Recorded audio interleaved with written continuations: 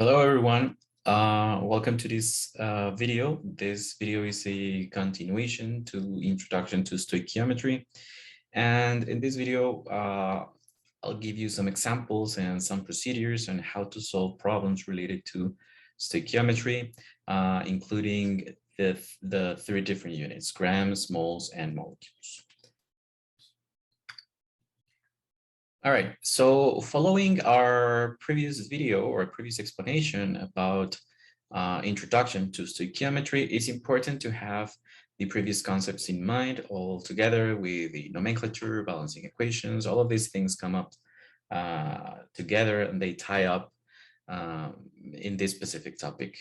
We were discussing the conversion, the mass conversions we were talking about different units, specifically for grams. In this case, we can call in general everything that is related to the mass, moles, and molecules or atoms. Molecules, atoms, we can use that term interchangeably. The process will be the same. So before we had it in a straight line, but now we can have this in this array. It's going to be exactly the same, right? Whenever we do a conversion between each of these, we first need to get to moles, and for moles, then we can go somewhere else, right? Remember, there's no clear or direct connection between mass and molecules, right? So everything has to go through moles first.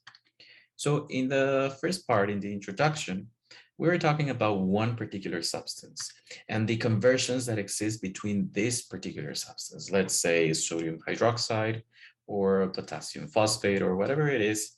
We were discussing the different conversions between this specific molecule, right? For stoichiometry, we actually connect between two substances, one that we know and one that we don't know, at least at the moment, right? And this second substance will also have these different properties or these different mass conversions among itself. So just to visualize of what we're talking about, we can also call this known substance, basically the thing or the substance that we have in our problem, right? The one that it's been given, or the one that we have it written in there, right? With the amounts and all that. And the unknown substance, it could be that substance that we are being asked about, right? Or the one that is part of the question, right? The one that is, how many of these are we gonna get, right? So essentially, this is what's going on, right? Now, it's important to mention that at this point, everything that happens in here with stoichiometry actually needs to first go through the moles, right? So we cannot go and actually make conversions between mass and mass or between molecules and molecules, not before actually landing first in the mole section, right? As we were talking about, crossing the bridge between substances, using moles as a unit.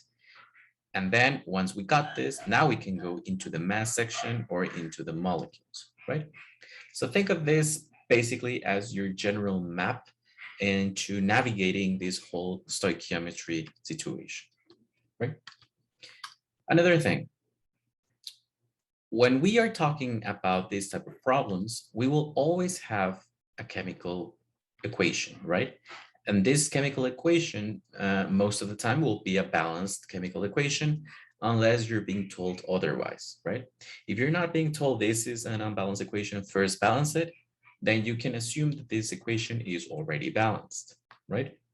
And I'll show you in the first example next. The first example that we will do is a conversion between mole and mole. Moles from a known substance going in conversion into moles of an unknown substance. So let's look at this equation. So what do we have here? First, it's important to identify what are we looking at, right? We have this chemical equation. For the sake of this exercise, we have it already balanced, right? So what are we having here? So let's look at the first one, right? This is read as 2 moles of iron reacting with 3 moles of water, producing or will produce,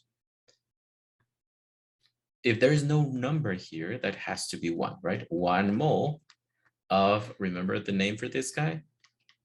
Iron 3 oxide, right? And 3 moles of hydrogen, right? So this is basically what we have in our equation. We have iron, water, iron oxide, and hydrogen, right? Now, let's see, what do we have here? In here, we have the same thing, but in text, right? And the question for this problem would be something like this. It says, how many moles of iron oxide will be produced when 6 moles of iron react with water? Now, maybe at the beginning, this looks very overwhelming because there's so much information in here, but let's check out part by part of this problem, right? So the last part that I actually says react with water is basically describing this thing that we have here in the formula, right?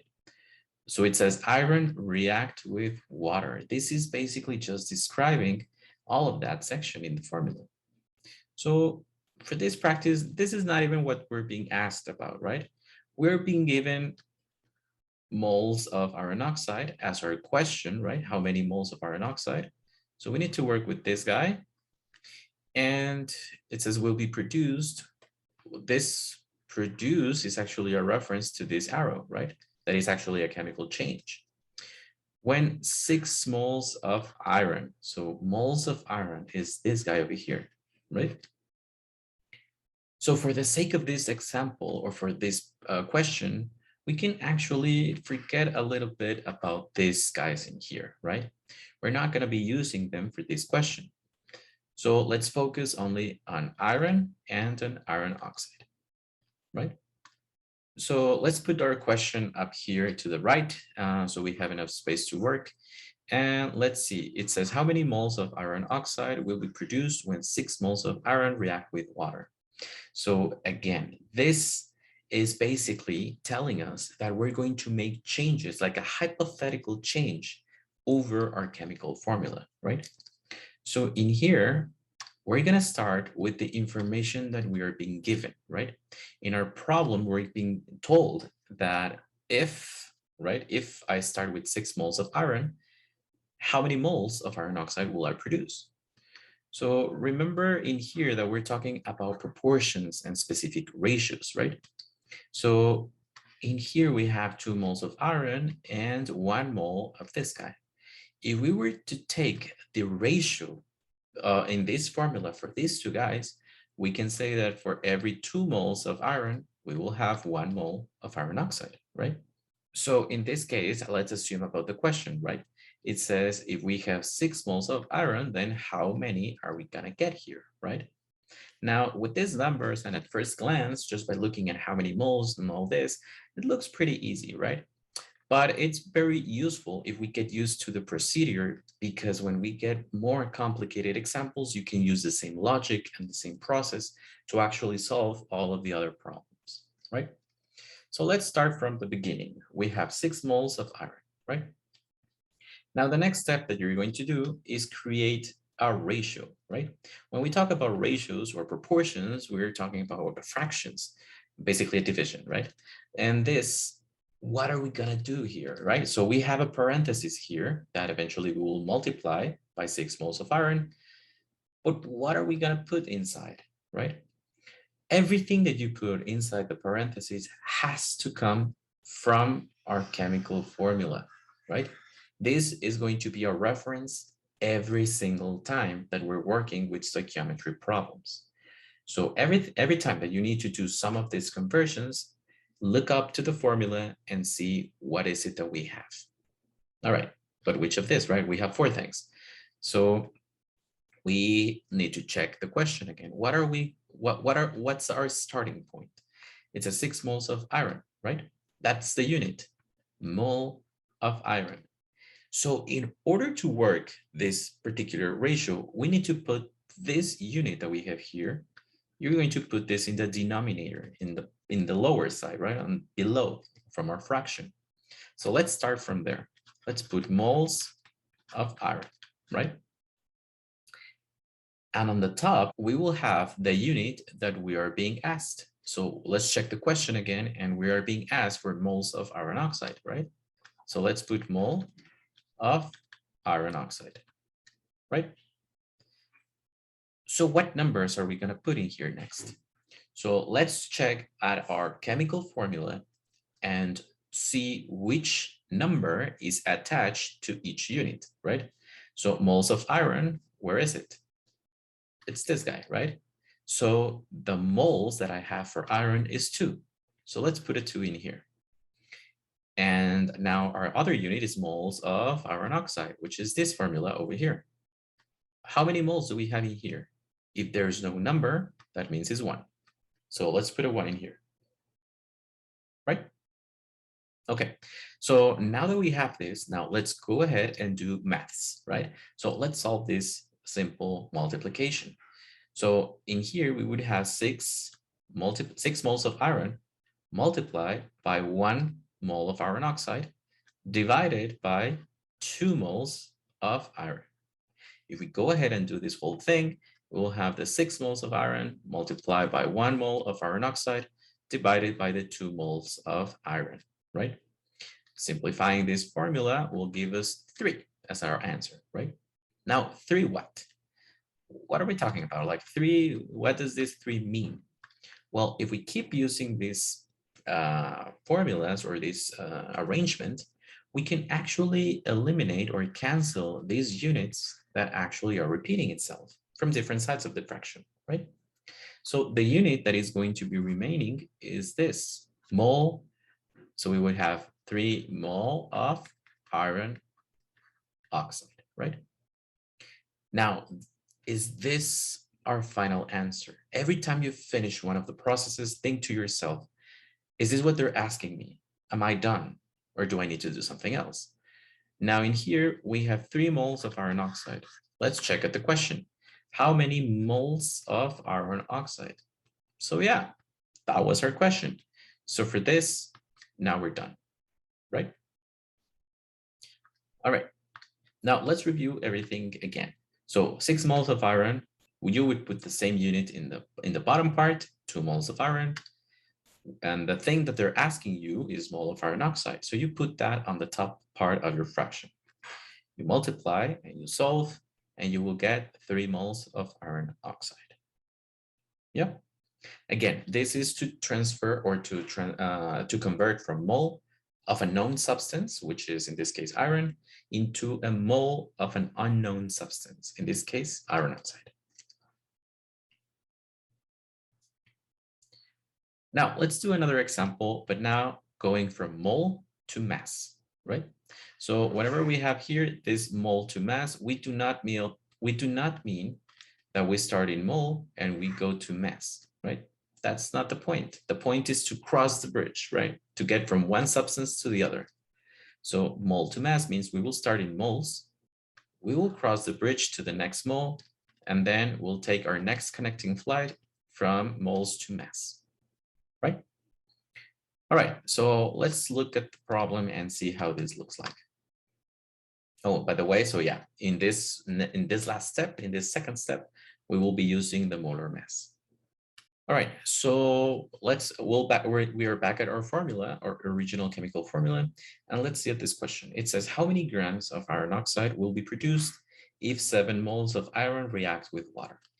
Now, once again, this react with water is basically just describing what's going on in the equation. So don't get scared with that. Basically, the 2 things that they're asking us is grams of iron oxide, which is going to be this guy over here, and given that we have 7 moles of iron, right? So assuming that we start in here. So we can actually forget for a while about water and hydrogen, right? Now let's see, how do we start? So the first thing that you need to get is the thing that you already have from the question. I already have 7 moles of iron, right? And the question tells me I need to get all the way to grams. So the first thing is always to get the equivalent moles from the opposite substance, right? So we're gonna put the 7 moles of iron in here, the ones that we already have from our problem, and fill our ratio, right? Remember, the ratio comes from the formula, and always putting this unit of our question on the lower part in the denominator, so we can cancel it later, right? So again, our ratio remains the same since we're talking about the same substance and the same chemical formula. So we will have 2 moles of iron on the bottom side and 1 mole of iron oxide on the top, right? So we do the math and we will get 7 times 1 divided by 2. Automatically you can think about 7 divided by 2 and you will get 3.5 moles of iron oxide. All right, great. Are we done? Always take a moment to think, are we done? Is this what they're asking me? It's not. They're asking me grams of iron oxide, not for the moles of iron oxide. So we need one extra step in here, right? We're not yet finished. So let's continue. What's our next step? Well, we need to transform according to our map. Remember, let's put it in here. We started in moles, right? We crossed the bridge to mole, and now we need to go up here to grams or to mass, right? And remember that in our path, we are actually using the molar mass, right? So the next step that we need to get is the molar mass. The molar mass of whom, right? So let's find out first the molar mass of iron oxide, because that's the substance that we're working with at this moment. How do we do that? So let's pick up the periodic table and check it out. So iron oxide, the formula of iron oxide is Fe2O3, which means that we have 2 different elements, iron and oxygen, and we have 2 atoms of iron and 3 atoms of oxygen, right? What about their molar masses? How do we get that? So go to the periodic table, search for these elements, and look at the tiny number that is in the center, in the central lower area of each element. You will find out for iron that is 55 point something greater than 5, so you can round it up to 56. And for oxygen, you will find out that it's 15.999, so you can round it up to 16. We're going to be using rounded numbers for the molar masses. In this presentation, some of them are in decimals, just so you don't get lost between the periodic table and this video presentation, but you will work always with the rounded up decimals, right? Molar masses. Okay, we got the amount of atoms, we got the molar mass, what now? So now we multiply each to get the total molar mass for each element in our formula. And lastly, we're just gonna add these numbers so we get the total amount that we have in the entire molecule, right? So this 160 grams per mole is the total molar mass for this particular molecule, right? So keep in mind this number, just write it down next to it. It'll like have it next to you. So you can continue your processes and don't forget about this number in particular. All right. Now, next step. So we already have the molar mass of the entire molecule. Now, what is the second step?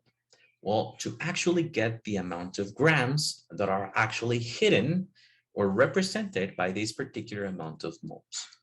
So let's put these moles in here to our left, because we're going to start a second process or a second stage. Now that we have the moles, we need to multiply, right? Because per each mole, according to the molar mass that we have, this is telling us that each of these moles actually has a mass of 160 grams. Therefore, if we have 3.5 of these things, what we're actually needing to multiply is the molar mass times the amount of moles that we have, right? Now you can just go ahead and multiply 3.5 times the molar mass, or if you're still like, beginning to understand these processes, you can also make a ratio for this, right? The one here in the bottom is the same unit that we have here, right? So remember that here, 1 mole of iron oxide, this is going to be equal to this number. So what we have here is that this guy is equal to this number, right? So this amount of mass.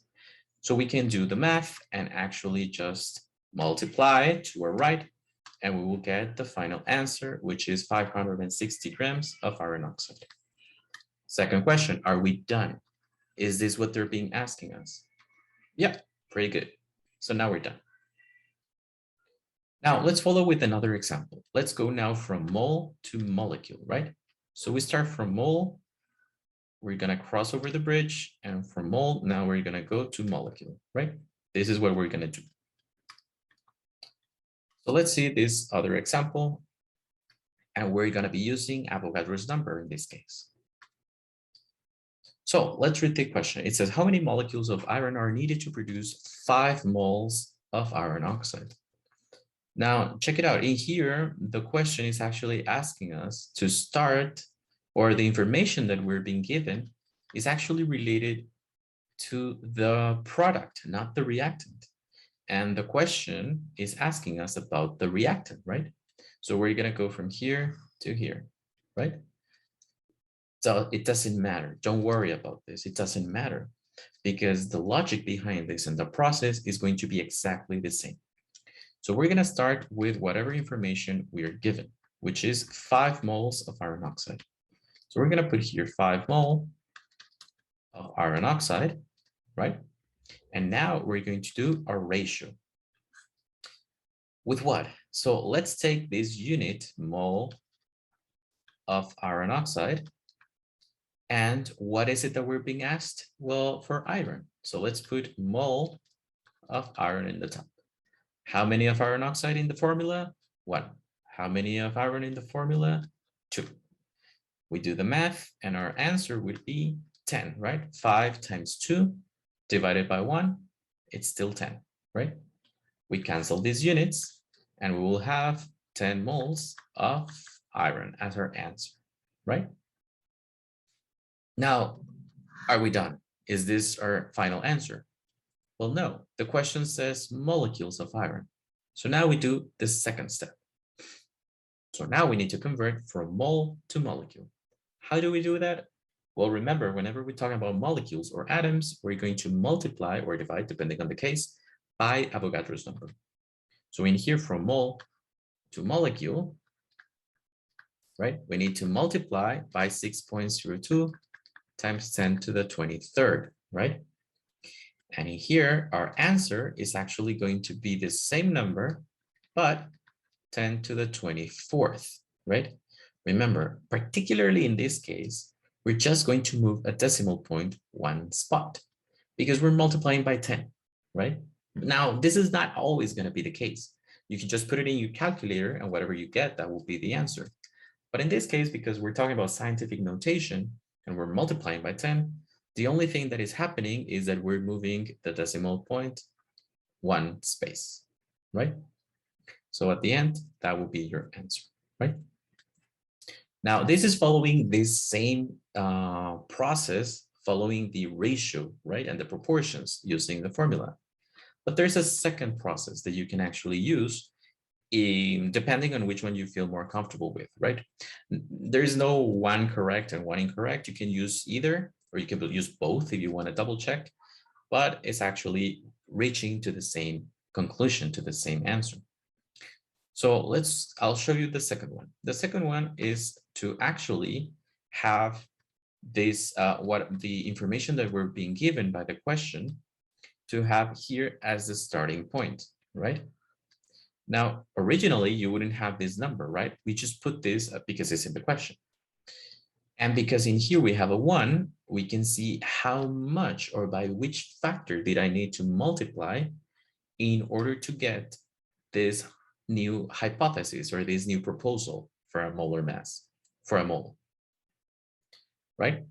So in this case, it would be 5 divided by 1. You still get the conversion factor of 5, right?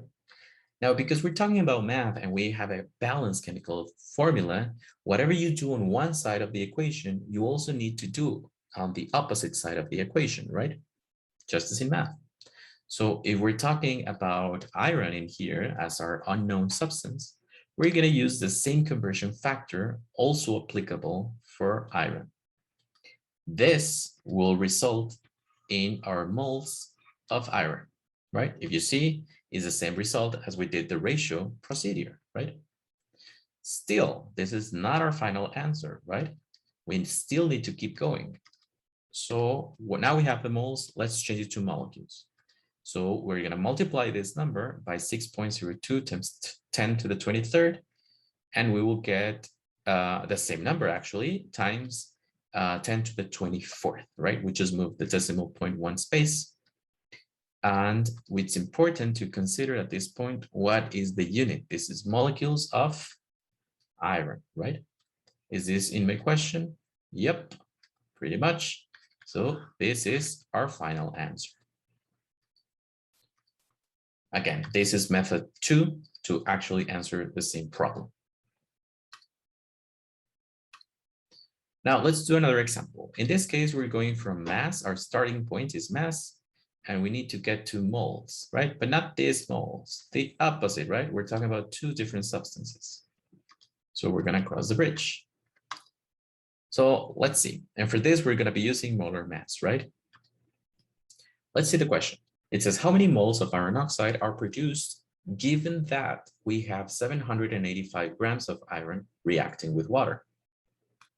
So how do we start? First, put the information that you have, right? Now we need to convert this into moles first, right? So the question that I have at this moment, logically, like the logical question in here is, how many moles are hidden in this amount of mass, right? So what do we need to do? We need to get the molar mass first.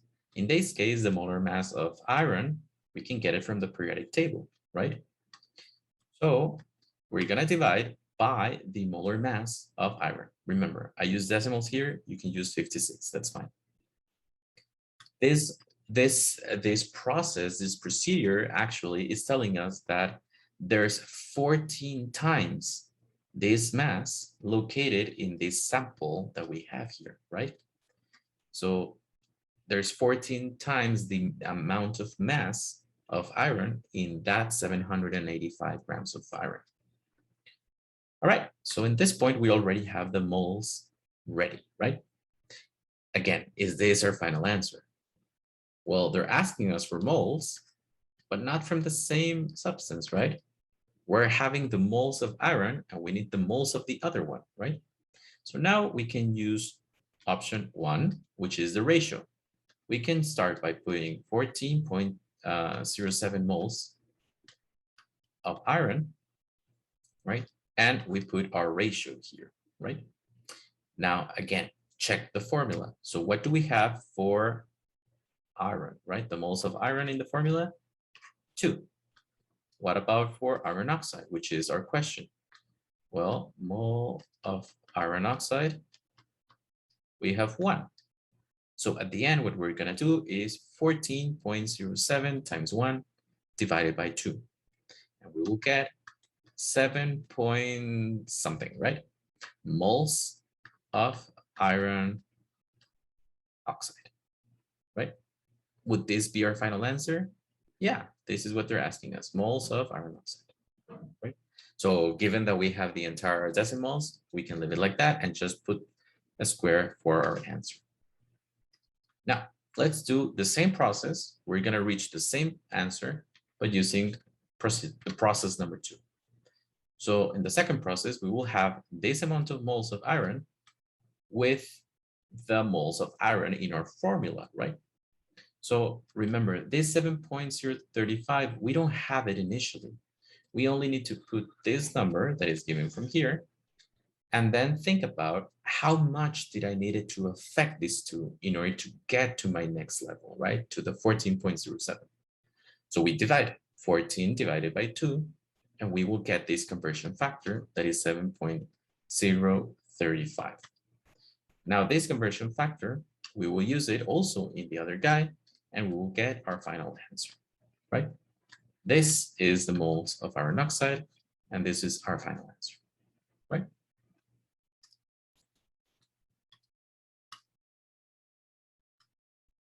Let's do another example now with molecule to mole. So we're going to go from molecule to mole, and then from here, let's cross the bridge, right? So let's see what the question says. And we're going to be using Avogadro's number in here as a conversion factor, right? Let's see the question. It says, how many moles of iron oxide are produced if 5.8 times 10 to the 23 molecules of iron react with water? All right, so let's start with the information that we already have. This amount of molecules of iron.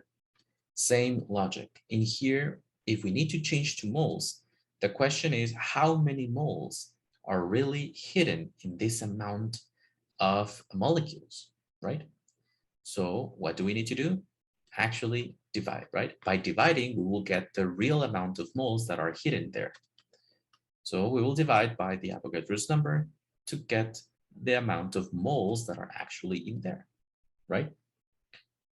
Now that we have the moles, we can do one of two processes. We can have these moles, right? This is of iron, right? Of this guy, of iron. We open our ratio, check in the formula, what do we have for mole of iron? 2, right? What about for mole of iron oxide? This guy, we have 1. So we will actually have the same thing again, right? 0.96 multiplied by 1 divided by 2, right? So we will get as an answer 0.40 something, 45 or 46, something like that, right? Moles of which one? Iron oxide. Is this my final answer? Well, yeah, right? How many moles of iron oxide are in that amount of molecules, right? So that will be your, assuming that the decimals are correct, that will be your final answer. Now, again, let's do it again now with the second method, right? So we're having here from 0.96. So first step is put it here under the iron so we can get the conversion factor for 0.96. We divide the 0.96 by the 2 that we already have, and we will get the conversion factor for, it was 48. So 0.48, right? This same conversion factor you will use on the opposite side to get the real amount or the amount of moles that we actually need to do. So our final answer would be 0.48, right? And this is our final answer as it's being stated in the problem. Again, any of these two procedures will land in the same answer. You can do either as long as you are doing everything correct. I highly recommend that if you feel a little bit unsure or you're overwhelmed by the amount of information, that you start with the ratio procedure, right? That one is actually safer because you have clearly all the digits, all the numbers, all the units in there. So you can keep track in case you're losing yourself. You can recreate your path in this map, right? It's slower, that's true, but it's safer because you have everything quite explicitly in there. This second method is actually faster, but you need to be fully aware of what you're doing because otherwise, if you miss one thing, then the whole thing might actually crumble, right? So what I suggest is that you start with the ratio procedure. And once you get used to that and you feel confident enough, maybe you can change or you can keep using the same.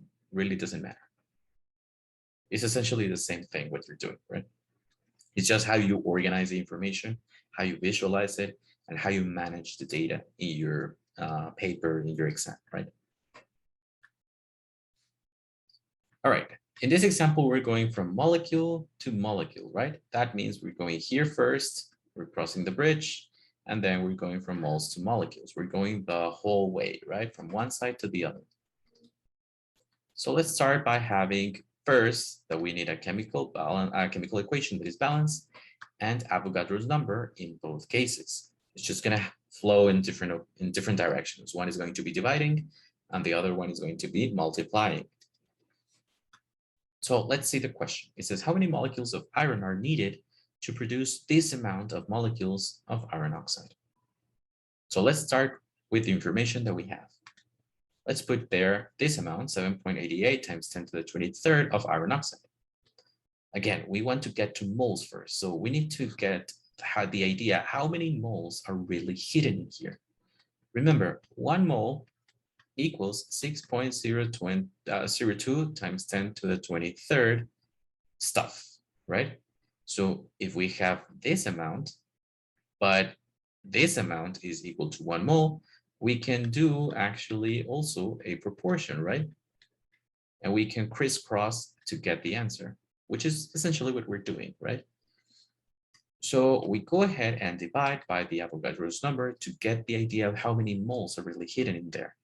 Once you get the moles, we can do the conversion factor, the ratio for this of iron oxide, right? The ratio, again, iron oxide in the bottom, it would be 1. Iron on the top, it would be 2, right? Mole, and we will get 2.62, right? 2.62 moles of iron, right? This was canceled with this one of iron. Are we done? Not yet. We're being asked for the molecules of iron, right? So this, now we need to change it into molecules. So again, if we have agreed before that 1 mole equals to 6.02, etc. So what happens if we have 2? So we will have the same ratio, right? But instead of 1, now we will have 2.62, and we will get this crisscrossing.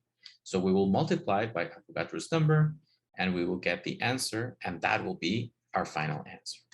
Let's do it with the second method.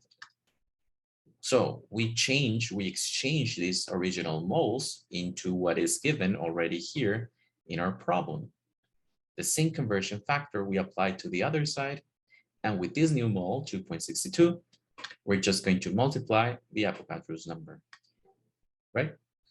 This new data or this new number will be our final answer for this problem. All right, last example, going from mass to mole to mole to mass, right? In this, we're going to be using the mass number or the molar mass for each of these, right? So let's check out our question. So we have grams of iron need to react with water to produce this amount of iron oxide. So again, let's start with what we have. So we need to change from grams to moles, right? So we need to know how many moles are actually hidden in this amount. So we're going to divide by what? By the molar mass, by the molar mass of iron oxide. Don't forget the molecule that we're talking about, right? So this molar mass is the one that we calculated back at the beginning of the video, right? So we're going to divide the entire thing by the molar mass for iron oxide. Our answer will be 6.1 moles of this particular guy, right? Now let's do process number 1 or procedure type number 1. We will have 6.1 moles of iron oxide, and our ratio would be, what do we have here? Iron oxide. So we will have iron oxide on the bottom, moles, 1, and of iron on the top, right? So that's 2 moles. So we do maths, and we will have 12.2, right? Moles of like iron, right? We cancel these guys, remember? So now that we have these moles of iron, are we not yet, right? We're going to get the grams, right? So the next step is, now we have the moles, we need to change this into grams. And how are we gonna do it? Well, we need the molar mass of iron. Now the molar mass of iron is 56. So we can multiply each of these moles times the molar mass of iron, right? And the answer will be our final answer for our problem, right? Now let's do the second process, second type of process. So we have 6.1 moles of iron oxide. So we're going to have this conversion factor being 6.1. If we do the same conversion factor applied to the other substance, it would be 2 times the conversion factor, 6.1, and we'll still get the same amount of moles, right? 12.2. Now this guy, we're just going to multiply by the molar mass of iron, and we'll get our final answer, 680.76 grams of iron. This is our final answer, and now we're done, right? So to summarize, this map is important. This is important that you have it in your mind all the time and know where to cross and how to cross, right? Again, you're not able to do this and you're not able to do this. You're always going to have to land into Mole Town, right? Before crossing into the opposite side, right? Remember the conversion factor for each of these conversions, and that we're using a balanced chemical equation always at this point. If your chemical equation is not balanced, nothing will work after that. So yeah, the first step is to actually be sure that your equation is accurately balanced in order for the rest of the process to actually be properly done, right? And with this, we finish the stoichiometry section, or the stoichiometry chapter. So, and also with that, we finished this video. So I hope this was useful to see different examples, to see different processes. I repeat, I highly suggest that you start with the ratio process. And as you feel comfortable practicing and getting faster at this, you can use either of that. And yeah, just be sure your calculators are properly set. Don't forget about the scientific notation, and hopefully you'll do very well on these activities. All right. So thanks for watching, and I'll see you in the next video. Bye.